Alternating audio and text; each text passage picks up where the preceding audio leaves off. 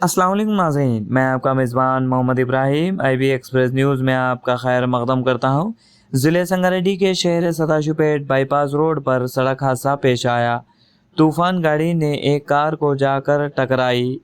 Car में जो सफ़र कर रहे थे ज़ख्मियों को दवाखाना मुंतकिल कर दिया। मौके वारदात पर पुलिस पहुंचकर दोनों गाड़ियों को हटा दिया, ट्रैफिक को क्लियर किया।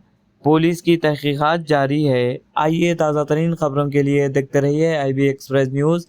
इस चैनल को लाइक कीजिए, शेयर कीजिए, सब्सक्राइब करना ना भूलें। अल्लाह हाफिज़।